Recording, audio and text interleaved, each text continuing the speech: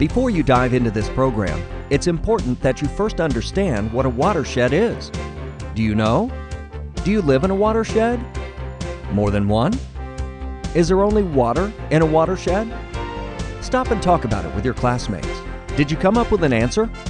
Depending on where we live, you most likely cross a few brooks, creeks, ditches, or maybe even a big lake as you drive to school each day. Each stream you cross is part of one of the 3 million streams that drain into big rivers and ultimately the ocean. Each little stream has its own land area around it that drains into the creek.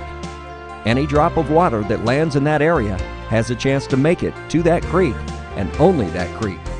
That is because the land slopes in a certain direction, and as we all know, water can't go uphill.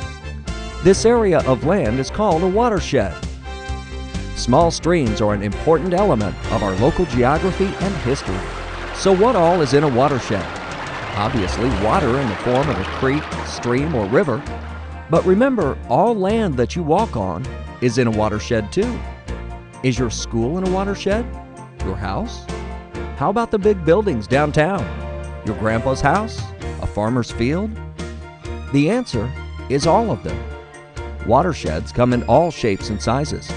They cross county, state, and national boundaries. No matter where you are, you're in a watershed. So why do we even care about the watershed? If the creek is polluted and dirty, or a lake has too many weeds, why don't we just fix it? Well, the answer is not that easy. Anything that comes into that body of water has come from its watershed. If a creek is brown and muddy from soil, then you must look into that creek's watershed to find the source of the loose soil. If a pond has too many weeds, you must look around the watershed and find the source of nutrients for those weeds. By just treating the water body, you're just wasting your time.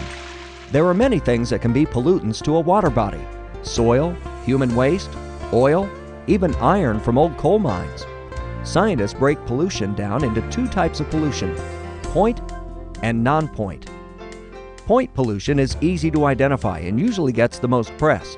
The United States has made tremendous advances in the past 25 years in cleaning up point pollution by controlling pollution from industries and sewage treatment plants. That's what point pollution really is: any type of pollution that you can see coming from one source, like a rusty pipe dripping into the water, or a barrel of old waste rotting by the stream's edge. Unfortunately, we did not do enough to control pollution from diffuse or non-point sources. This type of pollution is what this program will focus on. Why?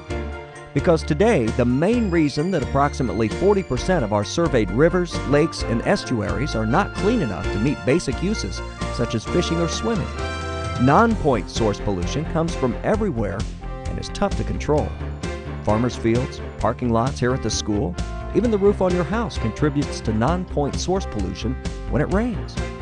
Today, you'll learn about the varying land uses in a watershed and how these land uses contribute to non-point source pollution. You will also learn that it is not a hopeless situation. Much is occurring in the Wills Creek watershed to improve our water supply. As you will soon learn, it's important to protect our water.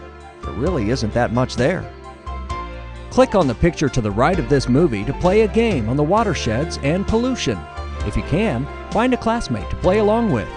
Once you've completed the game, click on the Take the Challenge link at the top of the page. You might even get a certificate.